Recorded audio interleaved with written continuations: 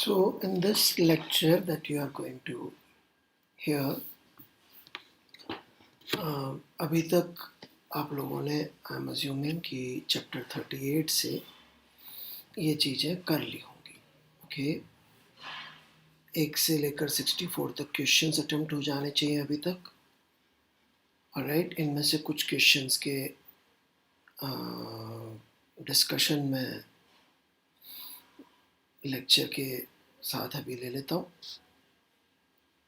सारे worked out examples कर लीजिएगा अभी तक और चैप्टर 38 रीड कर लीजिएगा. Then only you should listen to the lecture. Okay, नहीं तो फिर वो जो है थोड़ा सा आपके लिए मुश्किल हो जाएगा समझ में आना. राइट, तो ये सब आपने कर लिया ऐसा मानते हुए हम लोग आगे का लेक्चर सुनेंगे. और जो लेक्चर शुरू होगा वो S2 के शीट की S2 के 11th के डिस्कशन से शुरू होगा. राइट, तो वो भी आप लोग एक बार करके ही लेक्चर देखिएगा EMI की शीट का. Right,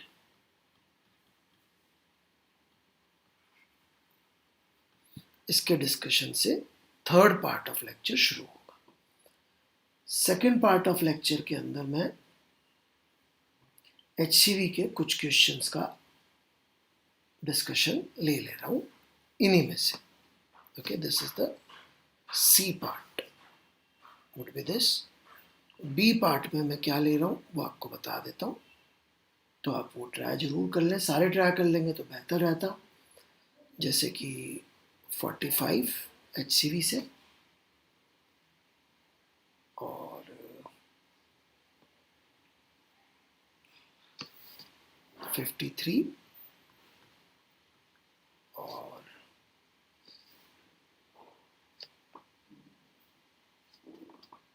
57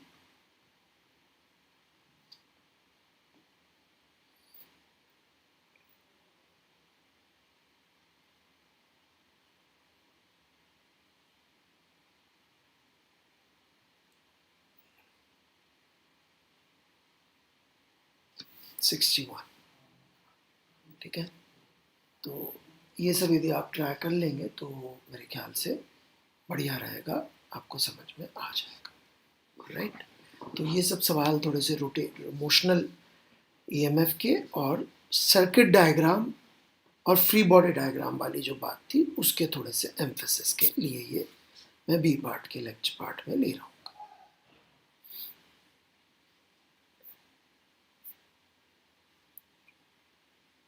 Right, in fact I think I'll begin from this part only क्योंकि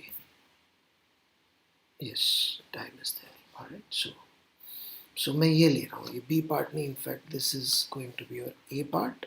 Alright, and this is going to be your B part का लेक्चर. यहाँ से शुरू लेक्चर जो होगा वो इस क्वेश्चन के B part जो अगला पार्ट होगा वो इससे शुरू होगा. मैं अभी ये सवाल ले रहा हूँ, आप ट्राई कर लेंगे तो बेहतर रहेगा. HCV पॉज करके ट्राई कर लें. राइट, और चैप्टर की रीडिंग जरूर मार लीजिएगा, नहीं तो लेक्चर का B पार्ट थोड़ा सा ऊपर से निकल जाएगा. सो 45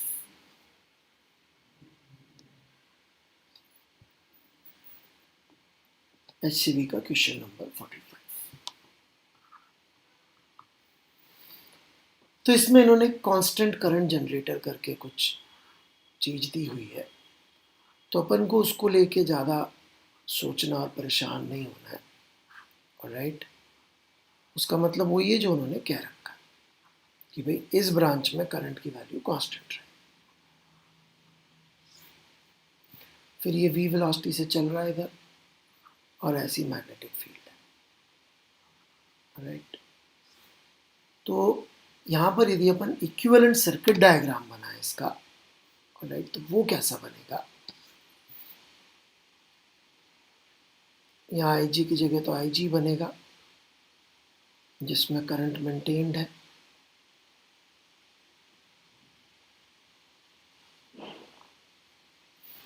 फिर ये एक रेजिस्टर है R जो कि फिक्स्ड है.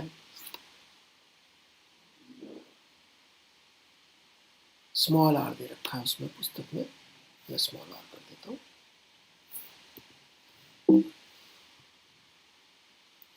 और ये ऐसे जा रहा है तो पॉजिटिव पोटेंशियल ऊपर की तरफ हो जाएगा।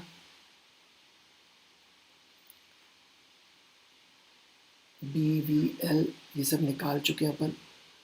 तो ये इक्विवेलेंट सर्किट डायग्राम यदि आपने ईमानदारी से बना लिया तो ज़्यादा इश्यू नहीं आएगा, राइट। ये सी डी दे रखा है और ये ए बी दे रखा है, मैंने उल्टा तो नहीं देख लिया। और टू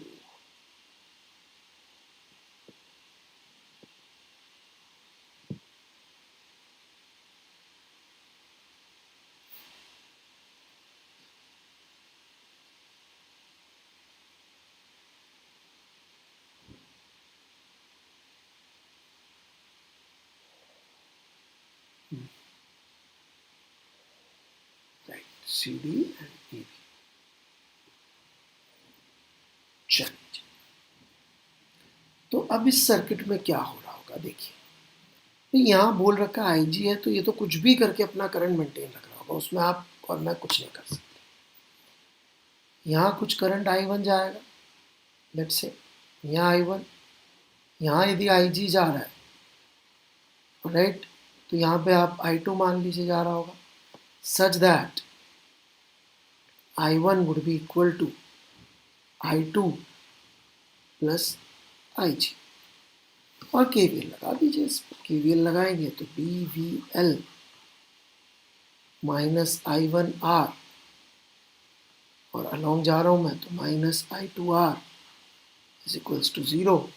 आई वन की वैल्यू पुट कर दीजिए यहाँ पे and you got the answer, that's it. I two पूछा सवाल, तो कांस्टेंट करंट जनरेटर देख के अपन को घबराने का, बस इतनी सी बात थी। चलिए नेक्स्ट इज 53।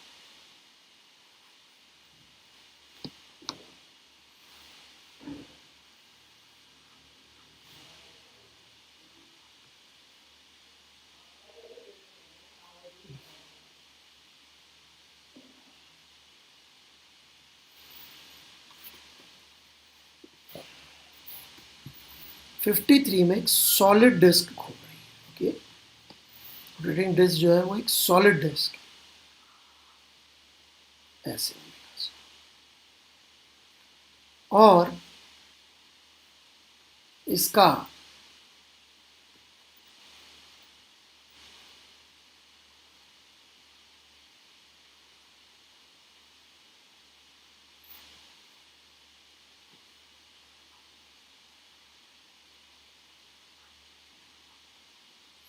ये हिस्सा टच कर रहा है।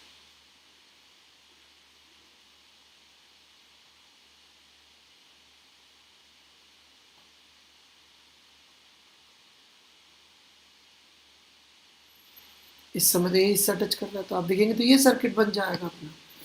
और अपन ने बता ही रखा है रोटेशन में, यदि अपन इसको रॉड मान के सोचेंगे, ये मैग्नेटिक फील्ड दे रखी है अपन को, तो ये नीचे को जा रही है ऐसे, तो पॉजिटिव चार्ज किधर हो जाएगा, ऐसे जा रही है ना रॉड, तो पॉजिटिव चार्ज इधर आ जाएगा। तो इक्विवेलेंट सर्किट डायग्राम जब इसका अपन बनाएंगे तो कैसा बनेगा, ये बैटरी होगी, ये रेजिस्टेंस होगा, तो करंट इसने पूछा है सेंटर से निकल रहा होगा कि ये सेंटर वाले पॉइंट को यदि मैं ओ कह दूं तो आप देख सकते हैं यस, और इसको मैं यदि पी कह दूं तो ओ से जा रहा होगा।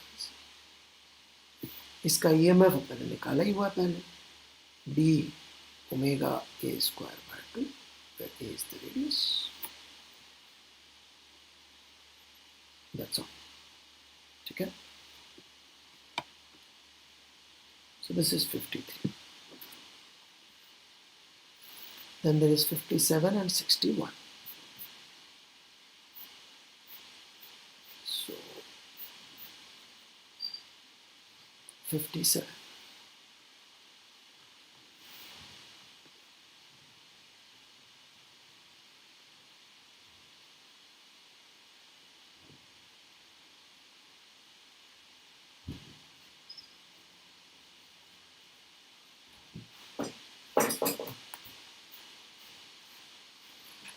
तो 57 थोड़ा सा बस इसलिए ले लेंगे, कई बार बच्चे सोचते हैं कि यहाँ पर दो तरह के वेरिएशन है, तो बच्चे सोचते हैं कि साहब इंटीग्रेट भी कर लिया, डिफरेंशिएट भी कर लिया, तो वो थोड़ा सा कभी कभी डाउट आ जाता है, इसलिए बाकी सवाल में कुछ है भाई। इसकी वजह से मैग्नेटिक फील्ड आर डिस्टेंस पे लिखेंगे तो उसकी कुछ अलग वैल्यू आएगी, राइट। तो इसलिए ये पार्ट में पहले फ्लक्स पूछा। तो आर दूरी पर यदि मैं एक स्ट्रिप ले लूँ डी आर विड्थ की, तो इसके थ्रू डी फाई कितना हो जाएगा, it would be mu not I, जो कि टाइम वेरिंग है, बट वो टाइम वेरिंग तो तब काम आएगा जब अपन राइट टाइम के रिस्पेक्ट में बात करेंगे। अभी तो हम एक मोमेंट पे बात कर रहे हैं, राइट। एक मोमेंट में कितना फ्लक्स हो जाएगा, mu not I by 2 pi R into right square loop है साइड ए का, तो A into D are.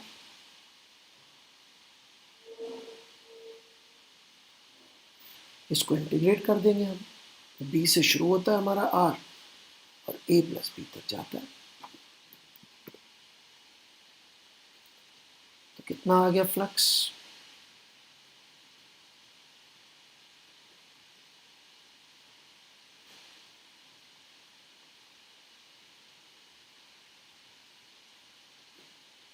This is the flux. फिर ये पूछ रही ईएमएफ इंड्यूस्ड, ईएमएफ इंड्यूस निकालना है क्योंकि ये चल तो रहा है नहीं, राइट। तो D phi by D T कर दीजिए, उससे आपको ईएमएफ का मैग्नीट्यूड मिल जाएगा। And obviously only I is variable, time के रिस्पेक्ट में तो आई वेरी कर रहा है ना, बाकी चीज़ें थोड़ी वेरी कर रही है, राइट। तो डिफरेंशिएट कर दीजिए, उसमें कुछ नहीं है। So it would be mu naught A by 2 pi log of a plus b by b into di by dt, and the other हो गया। So it's easy question. थोड़ा सा कॉम्प्लिकेटेड क्वेश्चन यदि कोई है जो मैंने आपको दिया है तो वो है 61। यहाँ थोड़ी सी आपको पेशेंस दिखानी पड़ेगी अटेम्प्ट करने के लिए, right.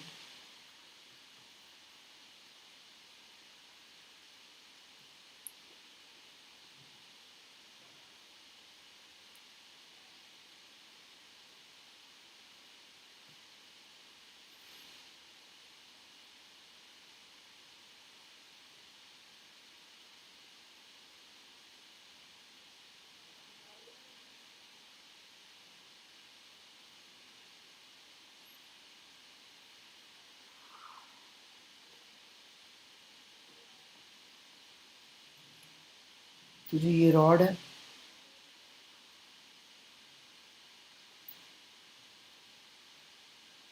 Making angle theta with vertical,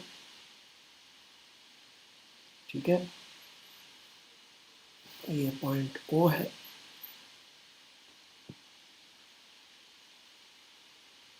और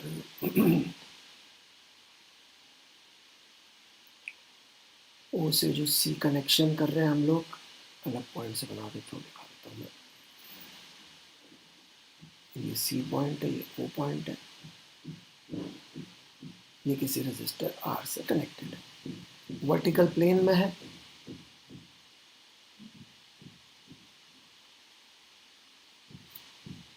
मतलब एम जी ऐसे लग रहा होगा, दिस इज जी,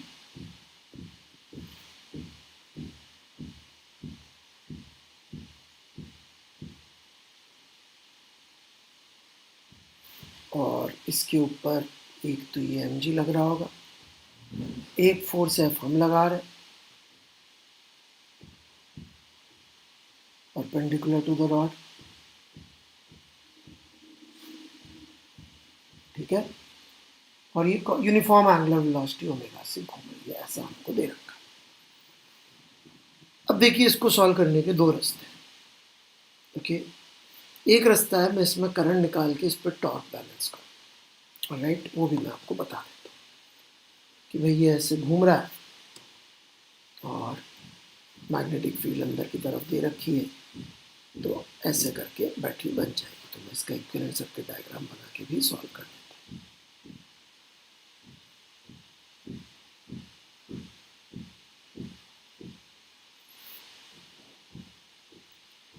और इसका EMF B ओमेगा, इसकी लेंथ कुछ दे रखी होगी A स्क्वायर बाय 2।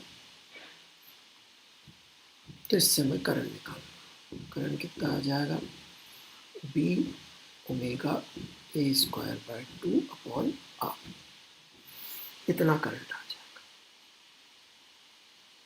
ठीक है जी। और ये करंट इधर फ्लो कर रहा होगा।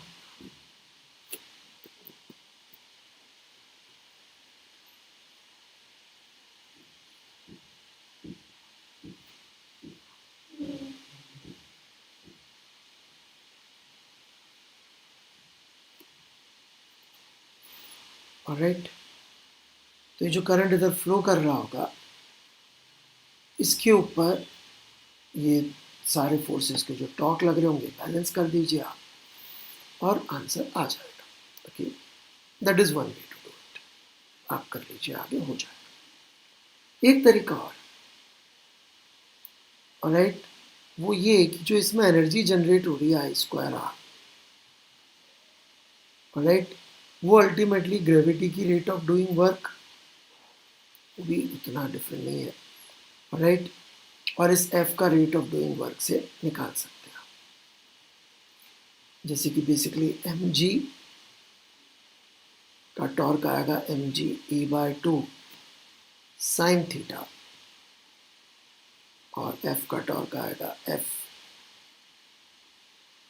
ए by 2। So this torque into omega is the reason it is getting the power. तो इससे भी आप कर सकते हैं। सो या तो टॉर्क निकाल लीजिए, आई के वजह से उसको बैलेंस कर दीजिए, ऐसे कर दीजिए, दोनों तरीके ठीक है। सो you need to attempt lots and lots of question and do lots of solved examples, all right.